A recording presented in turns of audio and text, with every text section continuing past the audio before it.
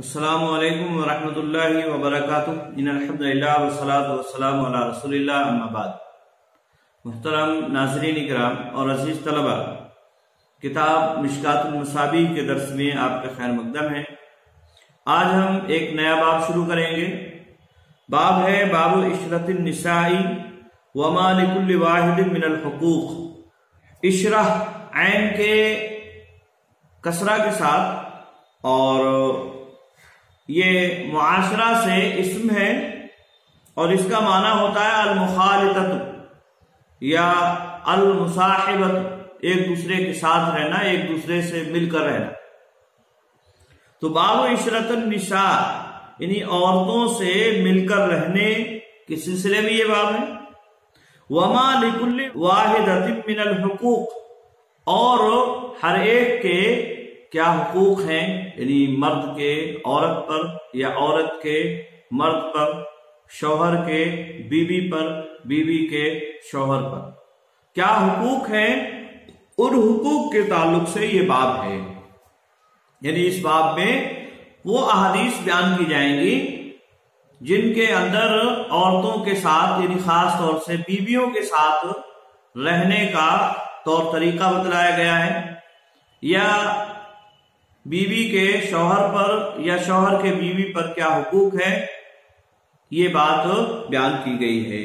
اسی معنی میں چنانچہ اللہ رب العالمین کا فرمان ہے وَعَاشِرُوهُنَّ بِالْمَعْرُوفِ فَإِن كَرِهْتُمُوهُنَّ فَعَسَىٰ أَن تَكْرَهُوا شَيْئًا وَيَجْعَلَ اللَّهُ فِيهِ خَيْرًا كَثِيرًا۔ یہ اللہ رب العالمین نے بیان فرمایا کہ وَعَاشِرُوهُنَّ بِالْمَعْرُوفِ، کہ تم ان کے ساتھ اچھائی اور بھلائی کے ساتھ رہو، کیونکہ اگر تم انہیں ناپسند کرتے ہو تو ممکن ہے کہ جسے تم ناپسند کر رہے ہو، یعنی جس چیز کو تم ناپسند کر رہے ہو، اللہ رب العالمین نے تمہارے لیے بہت ساری بھلائی اس میں رکھی ہو۔ آئی بات میں، کیونکہ اللہ رب العالمین جانتا ہے تمہارے لیے کیا اچھا ہے کیا برا ہے۔ وہ خالق ہے، وہ مالک ہے، مدبر ہے، تمہارے امور کی، ہمارے امور کی دیکھ بھال کرنے والا وہی ہے۔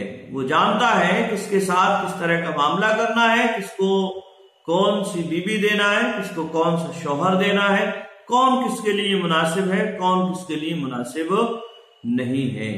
ممکن ہے کوئی عادت کسی کو خراب لگے اور اس وجہ سے وہ اسے ناپسند کرتا ہو، لیکن اللہ رب العالمین نے فرمایا کہ یہی ناپسندیدگی ممکن ہے کہ اللہ رب العالمین نے اس میں تمہارے لیے بہت ساری بھلائی رکھی۔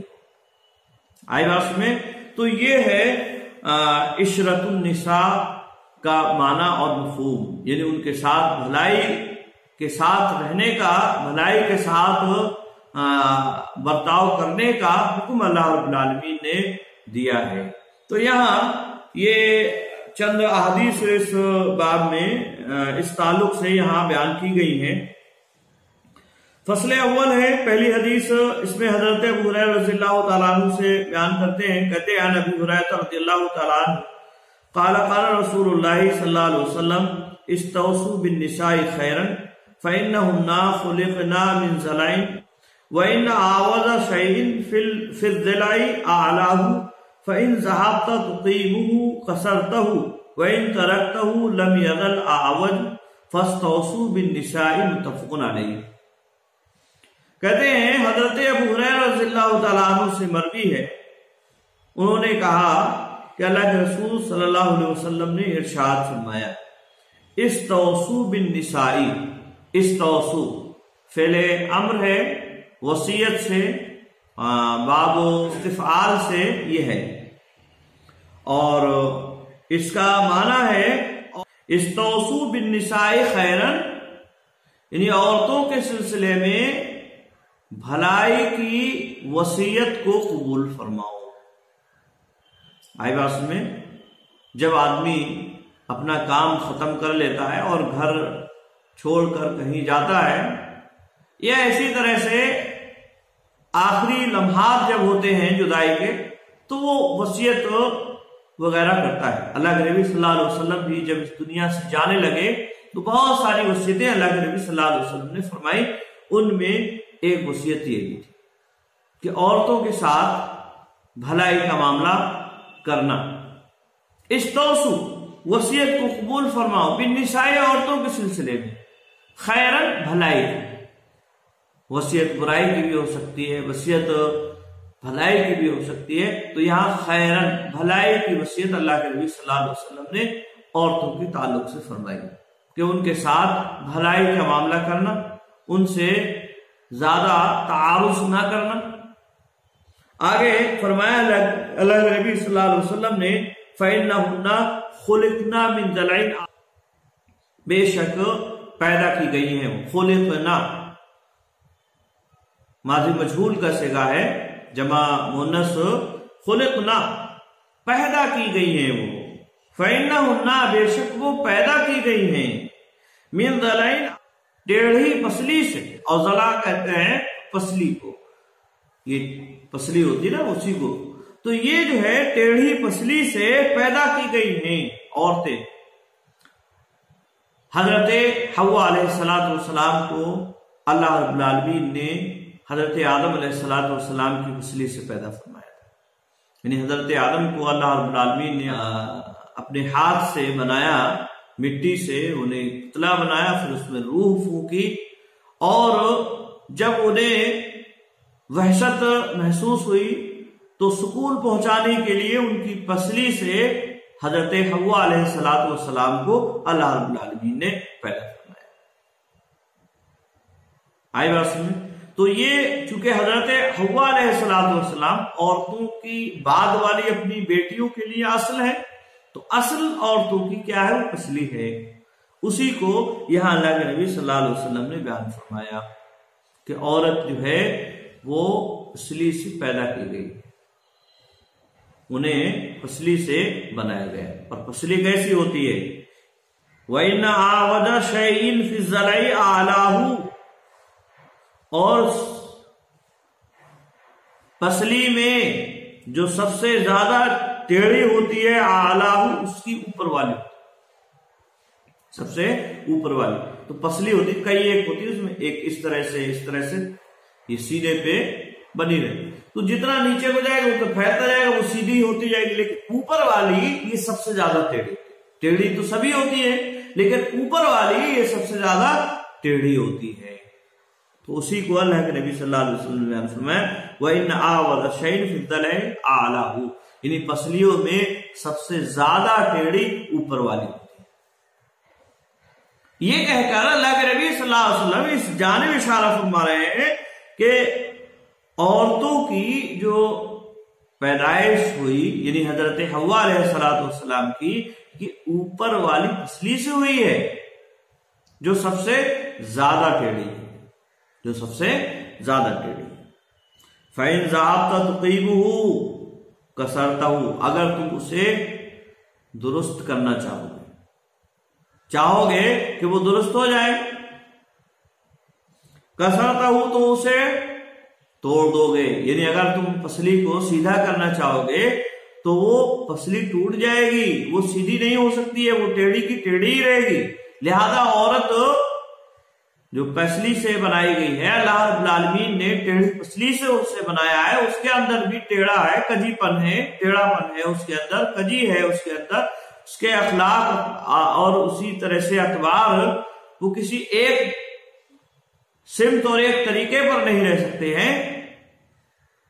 اس کے اندر چلبلا پن ہے، وہ کبھی ادھر جائے گی، کبھی ادھر جائے گی. ادھر کرو گے سیدھا تو ادھر سے ٹیڑھا ہو جائے گی، ادھر سیدھا کرو گے تو ادھر سے ٹیڑھا ہو جائے گی. آئی بات سمجھ؟ تو وہ اپنی حالت پر، اپنی جو اس کی اصل ہے، اس اصل کے مطابق ٹیڑھی ہی رہے گی. اگر تم اسے سیدھا کرنا چاہو گے تو سیدھی نہیں ہوگی، البتہ ٹوٹ جائے گی. کسرتہو، تم اسے توڑ دو. وَإِن تَرَكْتَهُ لَمْ يَزَلْ أَعْوَجَ، اور اگر تم اسے چھوڑ دو گے تو برابر وہ ٹیڑھی رہے گی، یعنی جیسی ہے وہ ویسی ہی رہے گی. فَاسْتَوْصُوا بِالنِّسَاءِ، تو عورتوں کے سلسلے میں وصیت کو قبول فرماؤ. یعنی یہ وصیت جو اوپر اللہ کے نبی صلی اللہ علیہ وسلم نے بھلائی کی، اس وصیت کو قبول فرماؤ، ان کے ساتھ بھلائی کا معاملہ کرو. ان کے ساتھ جو ہے بہت سختی کا معاملہ نہ کرو، اور ان سے ہوشیار رہو، ان کے کام کاج پر نظر رکھو، بالکل چھوٹ بھی نہ دے دو کہ وہ جو چاہیں کرتی رہیں، کیونکہ کریں گی تو ٹیڑھا کریں گی تو پھر وہ ٹیڑھا ہی چھوٹ دے دو گے، نظر انداز کر دو گے تو پھر وہ ٹیڑھی ہی چلتی رہے گی۔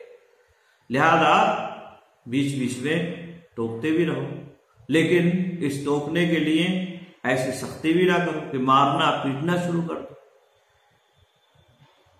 مارنا پیٹنا شروع کر دو، انہیں جو ہے ہر وقت ٹوکتے ٹاکتے ہی رہو، تو ایسا بھی نہیں ہونا چاہیے، ایسا بھی نہیں ہونا چاہیے۔ بھلائی کا معاملہ ان کے ساتھ کرو، کیونکہ ان کی ایک خلقت ہے، ان کی ایک پیدائش اللہ رب العالمین جس انداز میں کی ہے وہ اسی انداز میں رہیں گی، تو اسے اس سلسلے میں معذور سمجھو، تو انہیں اس سلسلے میں کیا ہے، معذور سمجھو، بالکل ڈھیل بھی نہ دو، اور ہر وقت اس پر نکیل بھی نہ کستے رہو کہ وہ عاجز ہو کر اور ٹیڑھی ہو جائے۔ اس کو امام بخاری امام مسلم دونوں نے روایت کیا ہے۔ وعنہ، اور انہی سے روایت ہے حضرت ابو ہریرہ رضی اللہ تعالیٰ عنہ سے، قال قال رسول اللہ صلی اللہ علیہ وسلم، انہوں نے کہا اللہ کے رسول صلی اللہ علیہ وسلم نے ارشاد فرمایا، ان المرأۃ خلقت من ضلع، بے شک عورت پیدا کی گئی ہے پسلی سے، خلقت من ضلع، پسلی سے عورت پیدا کی گئی ہے۔ لن تستقیم لک علی طریقۃ، لن تستقیم، وہ ہرگز تمہارے لیے ایک راستے پر قائم نہیں رہ سکتے۔ لن تستقیم واحد مؤنث غائب کا صیغہ ہے، لکا تمہارے لیے، علی طریقۃ ایک طریقے پر، یعنی وہ تمہارے لیے ہرگز ایک طریقے پر نہیں رہ سکتی ہے، ایک انداز پر نہیں رہ سکتی ہے، چونکہ وہ ٹیڑھی ہے تو ٹیڑھی رہے گی، کبھی ادھر صحیح کرو گے تو ادھر ٹیڑھی ہو جائے گی، ادھر صحیح کرو گے درست کرو گے تو ادھر ٹیڑھی ہو جائے گی۔ فَإِنِ اسْتَمْتَعْتَ بِهَا اسْتَمْتَعْتَ بِهَا وَبِهَا عِوَجٌ، اگر تم اس سے فائدہ اٹھانا چاہتے ہو تو فائدہ اٹھاؤ اس حال میں کہ وہ ٹیڑھی، یعنی ٹیڑھی کی حالت میں تم فائدہ اٹھاؤ تو اٹھا سکتے ہو۔ وَإِنْ ذَهَبْتَ تُقِيمُهَا كَسَرْتَهَا، اور اگر تو اسے سیدھا کرنا چاہے گا، وَإِنْ ذَهَبْتَ اگر تم جاؤ گے، تُقِيمُهَا کہ تم اسے سیدھا کر دو، كَسَرْتَهَا تو تو اسے توڑ دے گا، یعنی پھر وہ پسلی جو ہے ٹوٹ جائے گی اگر تم اسے سیدھا کرنے کی کوشش کرو گے۔ وَكَسْرُهَا طَلَاقُهَا، اور اس کا توڑنا اس کو طلاق دے، یعنی طلاق کی نوبت آ جائے گی۔ آئی بات سنیں، یعنی زیادہ سیدھا کرنا چاہو گے تو پھر طلاق کی نوبت آئے گی اور پھر طلاق دینا پڑے گا۔ لہذا اس کے لیے ایک نرم گوشہ رکھو، اور یہ نہ کہو، یہ نہ سمجھو کہ اسے جو ہے بالکل سیدھا کر دو، کوئی بالکل سیدھی نہیں ہو سکتی وہ، کیونکہ ٹیڑھا پن تو اس کی فطرت میں ہے، اللہ رب العالمین نے اس کے اندر رکھا ہے ٹیڑھا پن، تو اس ٹیڑھے پن کو تم سیدھا کہاں سے کر سکتے ہو۔ لہذا اگر فائدہ اٹھانا ہے تو ایسے ہی ٹیڑھے پن کے ساتھ، ایسے ہی کجروی کے ساتھ تمہیں اس سے فائدہ اٹھانا ہے۔ اب تمہاری ثوابدید پر ہے کہ تم اس سے کتنا فائدہ اٹھا سکتے ہو، تمہارے اندر عقل و دانش کتنی ہے، کتنا اس سے فائدہ اٹھا سکتے ہو، یہ تمہاری ثوابدید کے اوپر ہے۔ آئی بات سنیں، ہاں اگر اسے سیدھا کرنے کی کوشش کرو گے یا سیدھا کرنا چاہو گے تو پھر تم اسے توڑ دو گے، اور توڑنا کیا ہے، یعنی اس کو طلاق دے دو گے۔ آئی بات سمجھ، اس کو امام مسلم نے روایت کیا۔ تو یہ دونوں احادیث اس بات پر دلالت کر رہی ہیں کہ عورت کی پیدائش یا اس کی خلقت اللہ رب العالمین نے پسلی سے کی ہے، اور پسلی سے چونکہ اس کی اصل ٹیڑھی ہے، اس کے لیے اس وجہ سے اس کے اندر بھی ٹیڑھا پن آئے گا، کجروی اس کے اندر رہے گی۔ اگر کسی کو اس سے فائدہ اٹھانا ہے تو اس ٹیڑھے پن کے ساتھ ہی فائدہ اٹھا سکتا ہے وہ، تبھی اسے جو ہے اس سے فائدہ ملے گا۔ اگر وہ اسے سیدھا کرنا چاہے گا اور یہ چاہے گا کہ وہ سیدھی ہو جائے تو سیدھا ہونا یہ اس کے بس کی بات نہیں ہے، وہ سیدھی نہیں ہو سکتی ہے۔ آئی بات میں، لہذا عورتوں کے ساتھ اچھائی اور بھلائی کا معاملہ۔ ان کے ساتھ جو ہے بھلائی کا معاملہ رکھو، ان کے ساتھ اچھائی کا معاملہ کرو، ان کے ساتھ بہتر معاملہ ہونا چاہیے۔ آئی بات سمجھ؟ تو یہ حدیث دونوں اس بات کی دلیل۔ اسی طرح سے ایک اور حدیث حضرت ابو ہریرہ رضی اللہ تعالیٰ عنہ سے یہ روایت بھی مروی ہے، چنانچہ کہتے وان قال قال رسول اللہ صلی اللہ علیہ وسلم لا یفرق مومن مومنۃ ان کرہ منها خلقا رضی منها آخر، رواہ مسلم۔ انہی سے یعنی حضرت ابو ہریرہ رضی اللہ تعالیٰ عنہ سے یہ روایت بھی مروی ہے، وہ بیان فرماتے ہیں کہ اللہ کے رسول صلی اللہ علیہ وسلم نے ارشاد فرمایا لا یفرق، نہیں کا صیغہ ہے یہ، لا یفرق بغض نہ رکھے، فرقہ یفرق باب سمیہ سے یہ آئے گا، فرقہ یفرق، فرقہ یفرق، لا یفرق بغض نہ رکھے، مومن مومن کوئی مومن بغض نہ رکھے، مومنتن کسی مومنہ سے، یہاں مراد شوہر اور بیوی ہیں، یعنی کوئی مومن شوہر کسی مومنہ بیوی سے جو اس کے عقد نکاح میں ہے اس سے بغض نہ رکھے۔ آئی بات میں یہ ایسے عام بھی رکھا جا سکتا ہے، اور ایسی صورت میں ایک بھائی بھی ہو سکتا ہے، بھائی بہن بھی ہو سکتے ہیں، ماں باپ بھی ہو سکتے ہیں۔ تو آپ نے فرمایا لا یفرق مومن مومنتن، کوئی مومن کسی مومنہ عورت سے بغض نہ رکھے، ان کرہ منہا خلقن، کہ اگر وہ ناپسند کرتا ہے اس سے کسی بھی عادت کو، خلق کسی بھی عادت کو وہ ناپسند کرتا ہے، رضی منہا آخر تو اس کی دوسری عادت سے راضی ہوتا ہے۔ ایسا تو ہے نہیں کہ کسی عورت کے اندر تمام کی تمام برائیاں ہی ہوں، کچھ اچھائیاں بھی ہو سکتی ہیں، کچھ بھلائیاں بھی ہو سکتی ہیں، ٹیڑھی ہے اگرچہ ٹیڑھی ہے لیکن کہیں نہ کہیں اس کے اندر سیدھا پن بھی ہے، تو اس اعتبار سے اس کے اندر اچھائیاں بھی ہو سکتی ہیں، بھلائیاں بھی ہو سکتی ہیں اور برائیاں بھی ہو سکتی ہیں، لہذا بغض نہیں رکھنا چاہیے کسی مومن کو، کسی مومنہ عورت سے، چاہے وہ بیوی کی صورت میں ہو، چاہے بہن کی صورت میں ہو، یا ماں کی صورت میں ہو، یا اسی طرح سے بیٹی کی صورت میں، بغض نہیں رکھنا چاہیے۔ ایک عادت اس کے اندر خراب ہے تو کچھ عادتیں اس کے اندر ایسی بھی ہوں گی جو اس کے موافق ہیں، جن سے یہ راضی ہے، لہذا ایک عادت جو پسند ہے اس کا اعتبار کرتے ہوئے اس سے بھلائی کا معاملہ رکھنا چاہیے، بغض نہیں رکھنا چاہیے۔ اس کو امام مسلم نے روایت کیا۔ تو یہ حدیث بھی اس بات کی دلیل ہے کہ ایک مومن کو دوسری مومنہ سے بغض نہیں رکھنا چاہیے، اور جہاں تک ہو سکے رشتے ناتوں کو نبھانا چاہیے، آپس میں مل جل کر رہنا چاہیے۔ آئی بات سمجھ؟ اسی طرح سے ایک اور حدیث انہی سے حضرت ابو ہریرہ رضی اللہ تعالیٰ عنہ سے مروی ہے، چنانچہ کہتے وعنہ قال قال رسول اللہ صلی اللہ علیہ وسلم لولا بنو اسرائیل لم یخنز اللحم ولولا حواء لم تخن انثى زوجها الدہر، متفق علیہ۔ حضرت ابو ہریرہ رضی اللہ تعالیٰ عنہ سے یہ روایت مروی ہے، وہ کہتے ہیں کہ اللہ کے رسول صلی اللہ علیہ وسلم نے ارشاد فرمایا لولا بنو اسرائیل، کہ اگر بنو اسرائیل نہ ہوتے، بنو اسرائیل حضرت یعقوب علیہ السلام کی اولاد سے جو نسل چلی تھی اس کو بنو اسرائیل کہا جاتا ہے، کیونکہ یہ اسرائیل جو ہے یہ حضرت یعقوب علیہ السلام کا لقب، اس میں یہود و نصارہ بعد میں آئے، تو یہ یہود و نصارہ بھی بنو اسرائیل میں ہی ہیں۔ چنانچہ اللہ کے نبی صلی اللہ علیہ وسلم نے فرمایا لولا بنو اسرائیل، کہ اگر بنو اسرائیل نہ ہوتے، لم یخنز اللحم، تو لم یخنز، خنزہ یخنز کا معنی ہوتا ہے سڑنا، بدبودار ہونا، یعنی اس کے اندر بدبو پیدا نہیں ہوتی۔